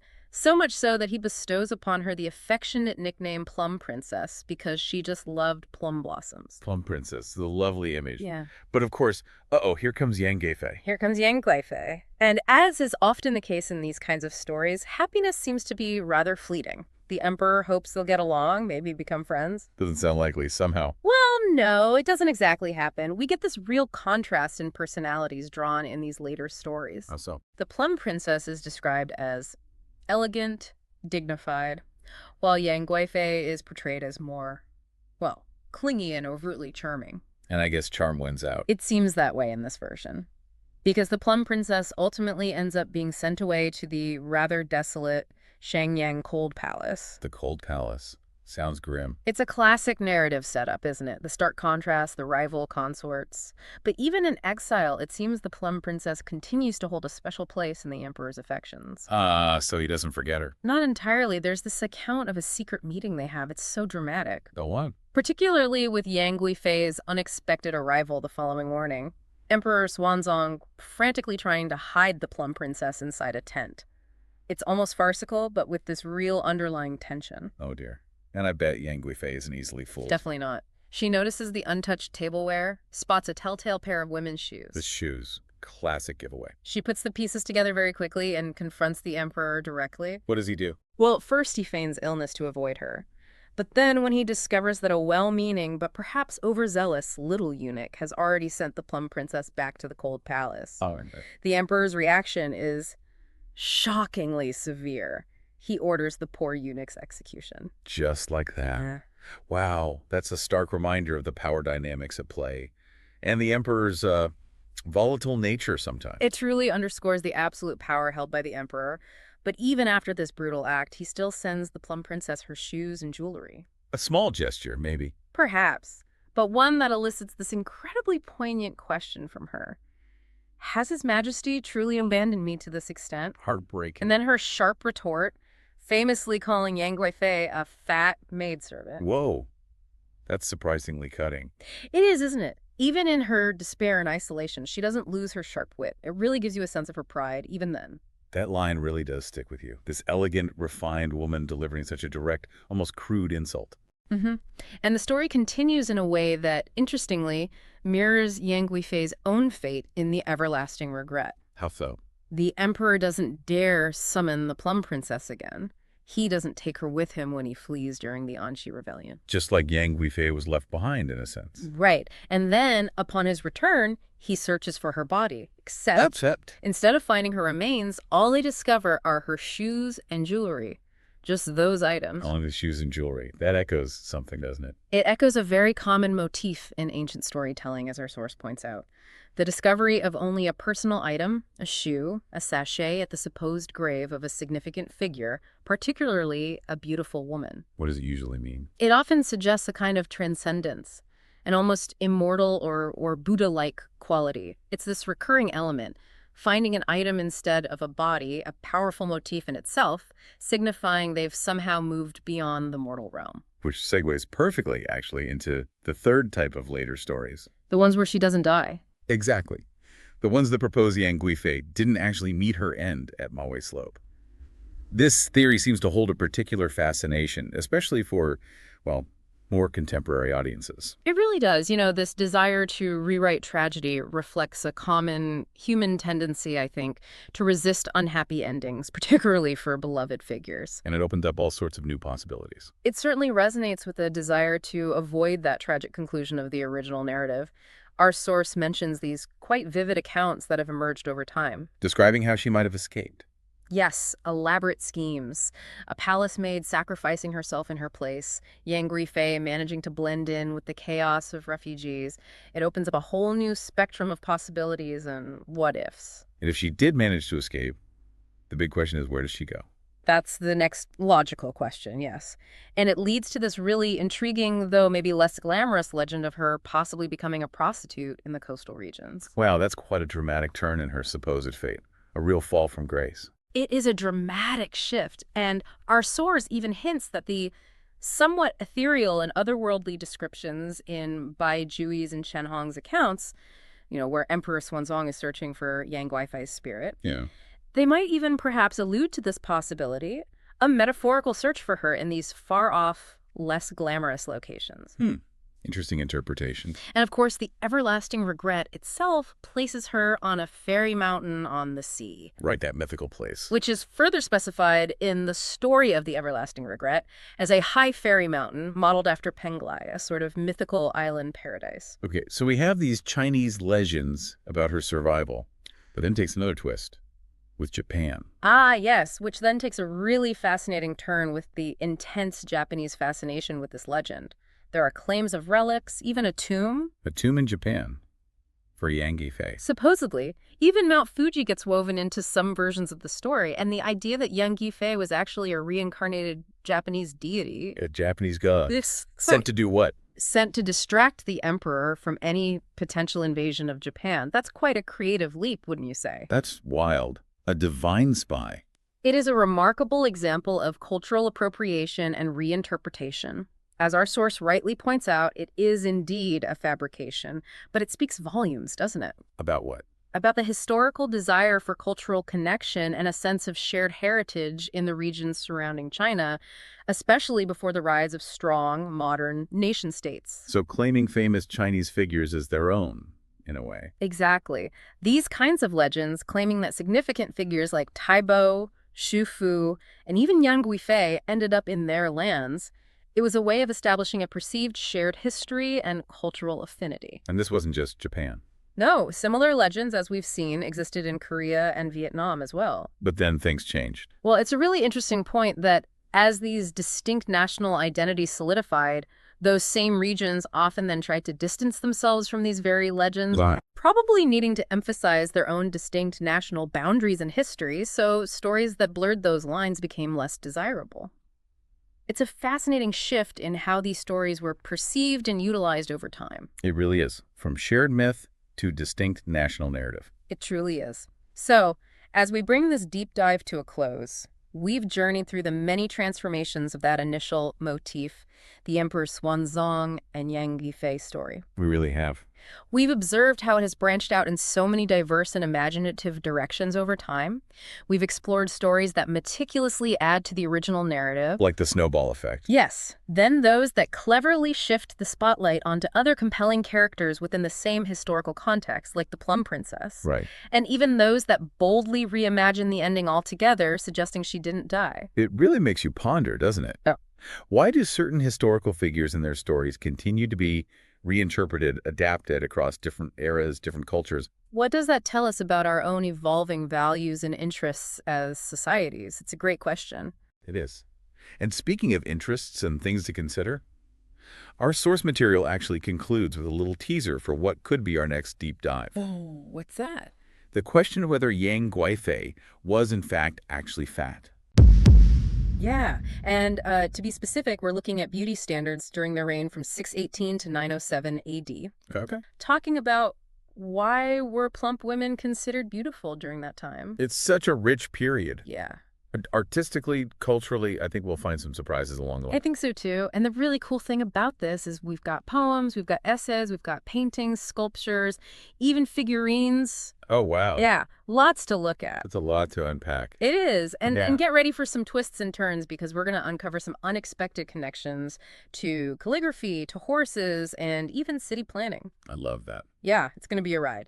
One thing I was surprised about, well, I guess I shouldn't have been surprised, was that Tang Dynasty beauty standards, just like today's, were constantly evolving. It's not like one size fits all back then any more than it is today. Right. Yeah, and it's interesting you say that because while we often associate the Tang Dynasty with a fuller figure, early Tang actually favored a more slender form, echoing the aesthetics of the previous dynasties. Yeah. So those tiny waists we read about in early Tang poems were very much in vogue. Yeah, they were. And you can see it reflected in the artwork, too. If you look at Jan Lieben's 13 Emperors scroll, those palace maids are quite slender, even though they had these fuller faces. Oh. So almost like a bridge between two eras of beauty. Okay, so when does this shift towards celebrating plumpness really take hold? Well, Empress Wu Zixin's reign from 624 to 705 AD seems to mark a turning point. She was obviously a powerful ruler. Significantly, both she and her daughter, Princess Taiping, were described as having fuller figures. Some even say that the grand Buddha statue at the Longmen Grottos was modeled after her. Really? Now, whether or not that's true, the very suggestion, I think, speaks volumes about how influential she was and how her image might have influenced the perception of beauty. I mean, she was a trailblazer in so many ways. Absolutely. I mean, why would a preference for a fuller figure emerge during this time? I mean, is there like... It's interesting to consider the context. Yeah. The Tang Dynasty rulers, hailed from the north, where women were known for their strength and horsemanship. Okay. There's even a folk song about Li Bo's sister Yongrong that describes her chasing horses and hitting 2 targets with 1 arrow. Wow. Okay, so maybe those northern women brought their own ideas about beauty and strength. That's certainly possible. And if you want an even more striking example, look no further than Princess Ping Yang, the daughter of the founding emperor. Okay. She actually commanded an army. Wow. But here's where it gets interesting, right? Despite their own capabilities, these northern women might have felt pressure to conform to the southern ideal of delicate beauty that had persisted from earlier times. So almost like a push and pull. Exactly. It makes you wonder if those northern women coming in were sending like a subtle message like, hey, true strength can be beautiful too. Right, exactly. But of course, no conversation about Tang Dynasty beauty would be complete without mentioning Yang Guifei. Right. She's always held up as the epitome of... Yeah, Yang Guifei. Of that era's beauty. Yes, the beloved concubine of Emperor Xuanzong. But separating fact from fiction when it comes to Yang Guifei can be tricky. You mean those claims about her exact weight and height being historical fact? Exactly. Those numbers are often based on speculation or later embellishments. It's amusing, really. Professor Chen Yink, a renowned scholar, once casually suggested Yang Guifei might have weighed 135 pounds. When pressed, he admitted it was just a playful guess. So even experts get caught up in the mystique of it all. Everyone does. But if we stick to descriptions from Tang sources, we get a more nuanced picture. Yeah, right. Absolutely. What do we find? We find phrases like face like a hibiscus. Okay. Suggesting a full blooming beauty and fleshy body. So definitely not thin. Okay. However, we also see descriptions like neither too thin nor too plump, which contradicts the exaggerated image we often see. So maybe those later depictions were influenced by the artwork That's possible. they had access to. Yeah, it seems Song Dynasty writers looking back at Tang artwork might have embellished her plumpness. Yeah. For storytelling purposes. Oh, so the legend grew larger than life. Precisely. As legends often do. Right. While Zhang Wan's painting Lady Gugugong's Spring Outing is a Song Dynasty copy, it's worth noting because it depicts Yang Guifei's sister, giving us a possible visual reference for the family's physique. Interesting. What can we conclude about Yang Guifei? I mean, I feel like we always hear... Yeah. It seems she was likely full-figured by today's standards. Okay. But probably not obese, especially given her renowned dancing skills. Right. I mean, you don't get to be that renowned of a dancer. Right. If you can't move. Right. Yeah, you got to be able to move. And this preference for a fuller figure seems to have extended beyond just women. Absolutely. Yeah. It's a very pervasive thing. I mean, if you look at the grand scale of the Tang Dynasty Chang'an itself, with its wide roads and impressive architecture, speaks to a fascination with grandeur and abundance. And remember how Emperor Xuanzong adored plump horses? Yes. I mean, and his preference even influenced the famous horse painter Han Gan, right? Did. And if you look at other artwork from the time, like Han Huang's Five Oxen, even the cattle are depicted as robust. Wow. And full-bodied. It's as if this fascination with plumpness permeated every aspect of art and culture. I mean, it really does. Like, you see it at everything. And you mentioned calligraphy too, right? Ah, yes. This is where it gets really interesting. Okay. You see, calligraphy in earlier periods favored thin, sinewy strokes. Almost echoing those slender figures. There's a quote from Wei Furan, a calligraphy master, describing calligraphy with strong, thin strokes as junshu, meaning calligraphy with strong sinews. Contrasting it with mozu, which means ink pigs. Ink pigs, I love that. So how does this relate to the Tang Dynasty? Well, during the Tang Dynasty, and especially under Emperor Xuanzong, there was a noticeable shift towards bolder, fuller calligraphy styles. So the ink pigs had their day. They did. Interestingly, some historians believe Emperor Xuanzong's own fondness for these plump characters influenced this artistic trend. Now, I know what you're thinking. Did anyone try to connect this to Yang Guifei? Of course. Right. Of course. I was about to ask. Well, a Ming Dynasty scholar, Wang Shizhen, did suggest that the emperor's love for plump calligraphy was inspired by his life for Yang Guifei. However, that doesn't hold up chronologically. Right. The shift in calligraphy happened. It happened before. Before she came on the scene. Exactly. But it's interesting that somebody made that connection. It is. But the fact that someone even made that connection shows how intertwined her image became with this idea of Tang Dynasty plumpness. It's like she became a symbol. You did. For an entire era's aesthetic. Yeah. Wow, this is fascinating. Yeah. So we were talking about how this preference for a fuller figure wasn't just about aesthetics. Right. It was very much tied to ideas of strength and health. Yeah, and even abundance, like a society that had plenty. Right. But like all trends, even this one eventually shifted, so. Yeah, how do we explain this shift back towards slenderness in the later Tang period? Was it just a change in fashion, or were there some deeper cultural factors at play? Well, in the middle and later Tang Dynasty, we start to see a gradual shift back to slenderness becoming the fashionable ideal. Almost a full circle moment. Right. If you look at the poetry and literature of the time, you find more and more references to slender waists and delicate figures. Are there any specific examples? Yeah. By Juyi's line, cherry-like mouth of Fansu, willow-like slender waist of Yao Man. Clearly shows a preference for slenderness. And what about visually? Yeah. Do we see this reflected in the art of the late Tang period? Absolutely.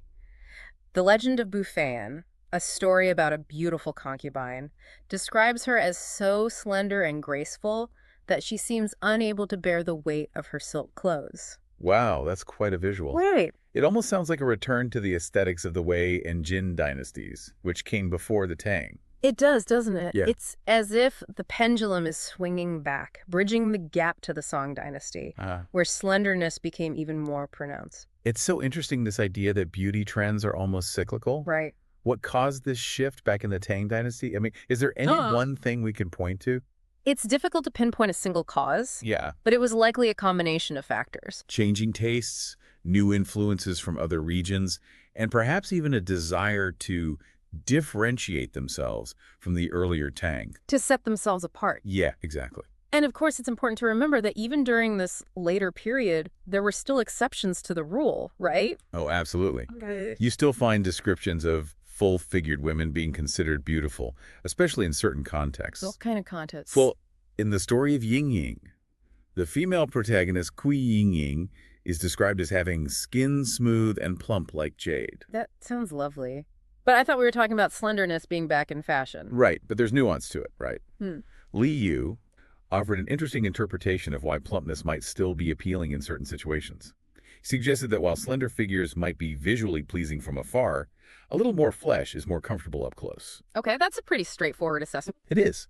And while we can't be sure if people in the Tang Dynasty thought the same way, it does highlight the fact that beauty standards can be complex and multifaceted. Right. It all depends on the context. Exactly. I think we've all had those moments where we admire something aesthetically, but then realize it's not actually that practical in real life. Exactly. And Lishu's comment reminds us that beauty is experienced and perceived in different ways depending on the situation.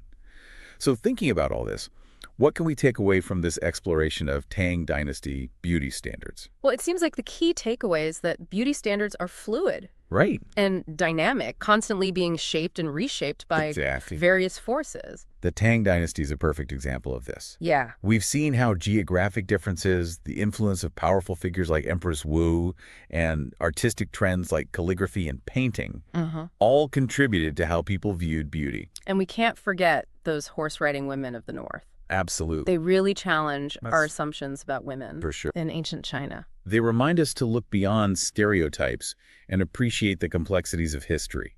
Yeah, so instead of making these sweeping statements like plump was in or slender was out during the Tang Dynasty, we really need to understand the interplay of different factors and recognize that beauty, like most things in history, is rarely black and white. It's about seeing the nuances and appreciating the dynamic nature of beauty standards.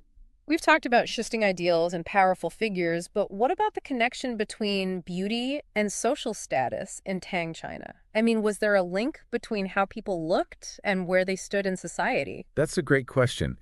If we consider the popularity of plumpness, it's interesting to think about how it might have been connected to ideas of abundance and prosperity. Yeah.